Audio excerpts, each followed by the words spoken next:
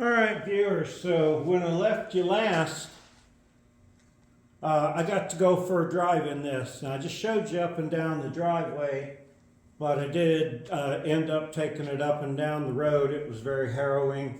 If you've never driven a vehicle that has absolutely no brakes, yeah, it's interesting because you hit that pedal and you swear it speeds up.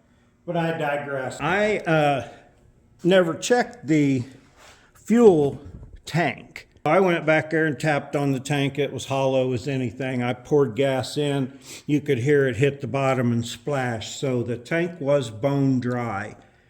The fuel filler neck wasn't rusty. I dumped 5 gallons in and nothing came back out on the ground. So that's a plus. Instead of checking the pump for suction, I'm just going to hook the hose right back up and crank it over and see if it's filling up the fuel filter, because I would love to get this extra fuel system thing out of the way and have it be one less thing right off the bat. Now, you can see all the floor dry under there. The hard line right where it attaches to the soft line blue at this front tire. Excuse me, it's so cold my nose keeps running out here. But anyway, if I get this brake line fixed, I may have front brakes until I can get parts coming. So I got to do free things and stuff like that as much as possible. For right now though, when I got back from my little drive, it was puking out gas, but I think that clicky-clacky fuel pump was just too much for it, and maybe the stock pump, if it works, we'll find out. All my vehicles get thoroughly CAT scanned. What do you think, Slim? Look like a good place to lay down? Make a loaf out of yourself, buddy. Okay, now without firing it up, let's see if a little cranking over with the push button here will bring some fuel up. It might even run off what's left in the carburetor from yesterday or day before.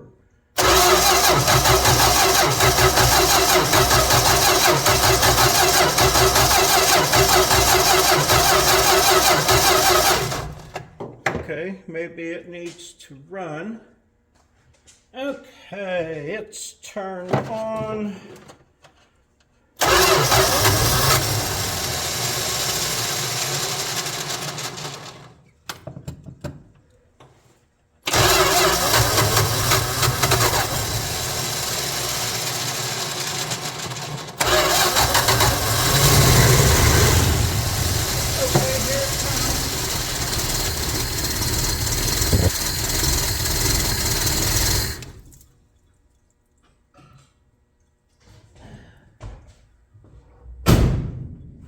Okay, didn't spray too much all over the place. I wasn't ready when I saw it. I didn't get there fast enough, so we'll let that clean off. I'll get a little brake clean on that while I hook a rubber line back up here, and we'll be back in just a minute.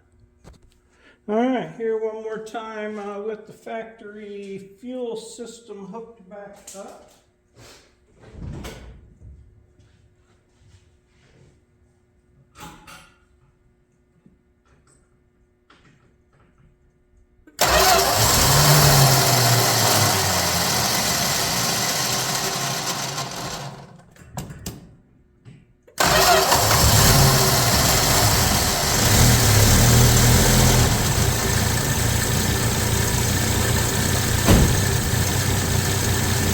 There we go.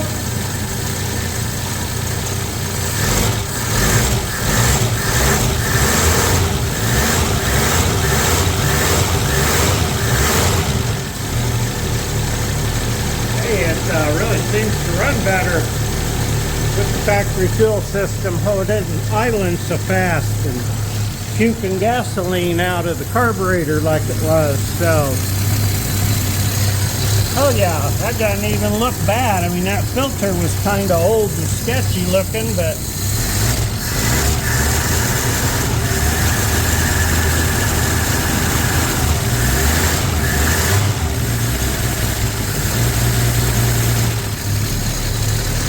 a little cold-natured, I bet.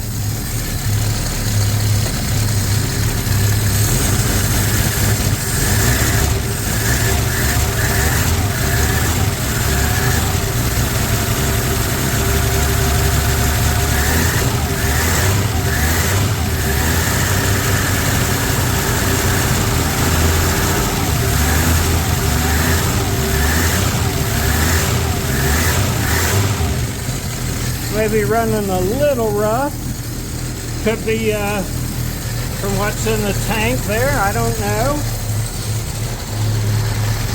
I haven't checked points or distributor or anything like that. I haven't cleaned up any connections. All my plugs look plugged in. I don't see any spark or hear anything jumping. But I'm way happier that it's running off its own fuel system right now versus off the electric.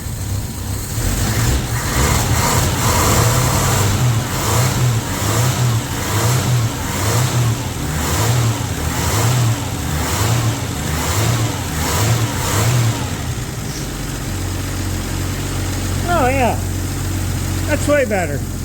That is good, and I started it off of the key. All right, that's enough of that for right now. Oh, that's awesome. That is freaking awesome. It's all that shit I sprayed all over it, steaming off there. That is terrible. I'm gonna go ahead and put it on there until I get one. Need to start making up a list of little things. Super excited that the fuel tank is not horrible. I got extra filters. We'll keep an eye on that. A couple of things I think maybe I might have forgot to mention from my last road trip, or from when I went up and down the road some, was the speedometer works. I did air up all these tires, and so far it looks like they've been holding some pressure, so that's nice that I got something I can roll it around on at least for now. Well, this is just one more day out here with it running. Auto choke worked. Cold start was awesome. High idle come down once it warmed up some. No leaks. I'm super happy. The horn quit working for some reason. And that lower hose is hitting the fan belt. Can you see it down there? I don't want to get my fingers caught. Yeah, you can kind of see where it's been hitting it down there. So anyway, I got to look out for that. Here, look at this sweet 96,000 mile Toyota truck. But I wanted to show you that belt rubbing the hose. Look out for that on yours. No draw on the battery, no fire overnight. She's all smoothed out and cleared up. So happy. All right, now I didn't look at those belts very close. I just thought I got new belts, but like many things, he's already replaced this belt, he being whoever the previous owner was. I'm not sure who that was, but they already replaced the belt. It's loose, and I want to adjust it. Let me grab another 9/16 here. A 9/16 for the bolt on the back, which is just opposite this bolt on the front that I think you can see me getting to here. Man, I'm really loving my new Mopar, I gotta tell you. All right, I've loosened that one up. I'm gonna loosen this top one. I'm just gonna adjust that belt because I don't want it eating through my radiator hose. All right, I'm gonna grab a pry bar. Okay, now I'm going to pry off of the block. Yep, right here where this bolt is. Oh yeah, oh yeah, oh yeah. Bring her out a long ways.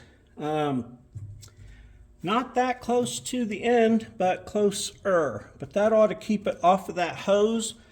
I don't like that. I'm gonna wrap something around that hose, I think.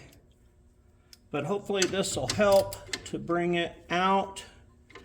Top bolt here's a 1/2 inch. Bottom one 9/16. Gotta have a wrench on the back side.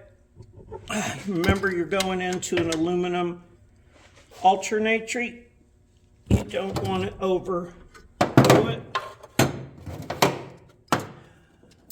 Well, this is the easy part. I can scratch one more thing off of the list. I think I might go in and see about getting some dash lights next. I don't know. We'll see where it goes today. Got some help coming this weekend. Going to be another segment on the Silverado. That's a through bolt. You can crank it down pretty good. All right, that new belt's nice and tight. I'm still going to wrap something around that hose.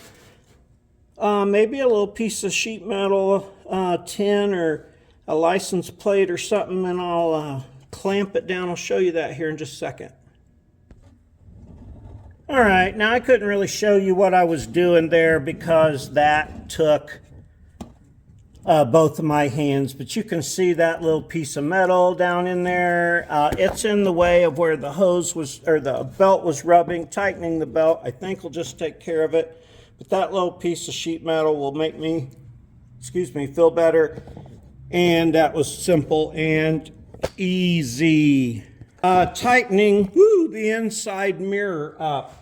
There's a little Allen wrench key on the end that tightens that ball into the center part of the mirror. That's all it needed. The whole ball and everything was moving. Outside mirror, same way. Little screw in the end. Super easy to adjust. Brake lights, like I said, started working themselves. I tell you, I am so happy and excited to have this running. I fired it up in here and just let it run the other day. The exhaust is hitting the steering box. Clearly need that motor mount on this side. The one on the passenger side looks relatively new. I'm going to get this up in the air, and yeah, there's going to be some major structural work. And I say major, there's not very much of it, but I want to make sure the structure is good. I am loving the Valiant. Radiator, I'm going to pretend like I don't see that little bit of wetness right there. The sharp amongst you will notice that I did paint those front wheels. That's not the color they're going to be. I just couldn't take that red wheel on there. I don't know why. They're supposed to be blue, like the rears are kind of blue, kind of black. These I just painted with anything so I could put the hubcaps on, put them little dog dishes on and see what they look like. And let me tell you, I am not disappointed at all. So the wheels will ultimately be color matched. When I do a car, I do it this way. I make sure it runs first. Make sure it goes second. Make sure it stops third. I like handling and suspension next. I'll go to the interior because that's where I'll be after that, and then the outside. Now, structural bodywork like underneath, that kind of trumps everything. Because even though it's not bad and I could probably still drive this car around as much as I wanted to, I want to fix the underneath side and get that out of the way so once it's back on the ground, it can stay on the ground and be driven. I don't want this car to sit not being used regularly for very long at a time, because this will be one thing at a time. Drive it around a little more, fix the brakes and shit like that. Then I'll do the structure. Then we'll move on to all the other things. This is going to be a long time project. I hope everybody's down with it. I love my new Chrysler followers here, my Mopar fans. I am becoming a Mopar fan big time and fast. I love this car. All the little things about it, man, I just love it. Maybe I'm supposed to be a Mopar guy and I just found out at 60 years old. But please like, subscribe, and comment. I'm not done with this video, but do that anyway real quick. It's very easy and painless. It'll only take you a second. Kind of like to match the one in the Silverado. I made a shifter knob for, yeah, I like it. All right, if you squint and look real close, right there you can see where that brake line has rotted completely into. This spring, I never understood how they thought that helped anything. All it does is promote rust like every other thing that catches every other thing. Brake lines would not hurt. Will I pinch this side off and drive with one brake around the yard again, just so I can make this move before I put it up on stands to work on it. Yep, I will. You knew I was going to say that. Bushings all look like they should on a high mileage car. Now my paperwork says this is a 72,000 mile unit, that's OG miles on there, but other things tell me maybe different. I tested my tie rod ends, my idler arm, pitman arm, all that stuff seems to be decent, even though the boots are cracked. It's not wore out pieces. Brake lines though, I want to replace that all the way back to the proportioning valve that's under the hood. Oh yeah, you can kind of see it just past the bell crank. Or I don't have any line that size, it's really small. I am going to pinch that off and see if I can get just one wheel to work, and in the meantime I will reinstall the hubcap on there because they look so good. I need rear leaf springs too, if any of you guys got leaf springs. I don't need too many parts for this, but I'm willing to start collecting them. I realize owning one Mopar does not make me a Mopar guy, but I sure am happy to have this. A lot going on at Funjunkie garage. There's going to be a lot to do to this car to make it awesome, but it'll be drivable all the time. But like taking apart and doing bushings and things, that's like a weekend job. I found out you can buy an ignition with keys for this for like 12 bucks. Anyway, so enough about that right now. I'll be right back. Follow along with me as I resurrect. I will not say restore, but I will resurrect this to a solid daily that I can take pride in and enjoy. Now, I don't know a whole bunch about Chrysler lug patterns, Mopar stuff. I don't know what wheels will fit this. I'm sure I can find something. They already found some 14s for the back. These 13s, you can still get tires for them, and I like this little skinny tire on here. Cross thread's better than no thread. Left-hand thread's on the other side too. Got to keep remembering that. I'm going to put big L's on them so that I'll know. But anyway, please feel free to enlighten me if you know of stuff that's interchangeable. Like I'm going to have to replace the clutch, and I understand you can put a 10-inch Barracuda clutch behind this straight 6. So yeah, things that I'm learning. Help me learn. I appreciate it a bunch if you would contribute and tell me things that are important to my new Mopar ownership. All right, now one more time with one last opportunity at a break. I don't know if this one will work on this driver's side or not. I'm anxious to find out. You know, I just had brain surgery not too awful long ago, and one guy said to me, you have brain surgery and you come back and think you're a Mopar guy. You should go back, get that warranted. I don't know that I agree with that. I just love vehicles. I want to own them all, and I don't have any money, so I can only own one at a time, you know. But I'm okay with that. A lot of people keep their first car forever. I've had so many different cars and still never had a 64 the year that I was born. New Mopar footage here on the channel, old Chevy footage, still Toyota stuff. I'm not going to make a second channel for wheelin things. Even though that's been suggested to me, you just have to tune in and see whatever the hell I got. So like, subscribe, comment, click me on a subscription, and then just, you know, wait till a Mopar related video comes up, or wheeling or wrenching or whatever suits you about my channel. All right, can you see that bolt there? Right there. Right there. that I sprayed down. There's one on the other side of that. I sprayed it too. They're looking pretty crusty. Top one there. Okay, so that one's out. Let me go underneath and get the other one.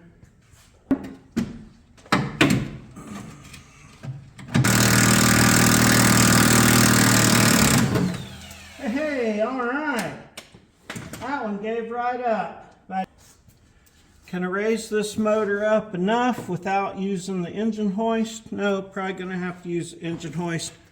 See if this won't lift up this side of the motor enough for me to get that mount out. Oh yeah, did you see that? You couldn't see any of that, could you? That just lifted right out. Jacking up the motor with the motor or the engine hoist here worked really well. All right, so the new mount, a little different than the old mount. I'm bolting it on with a couple of spacers that get the exhaust off the steering box and make me happy. The brakes bled down quite a bit. Hopefully it's all gone over to this wheel. Hopefully that all stays bolted up as I brought her down real nice and solid. Trail fixes can be permanent fixes sometimes, but I'm not going to let that happen. I do have my battery hold down here, and yeah, it's pouring down rain outside right now, so we're not going out for a ride. I think I've made some more things better in this episode. Stay tuned. We'll see how the Valiant goes. I love the Valiant. Now, Oswald, man. Oswald and I sure do appreciate you. Stay tuned to Funjunkie Garage for lots more on the Silverado, on the Tundra, on the Valiant, and everything else that's to come.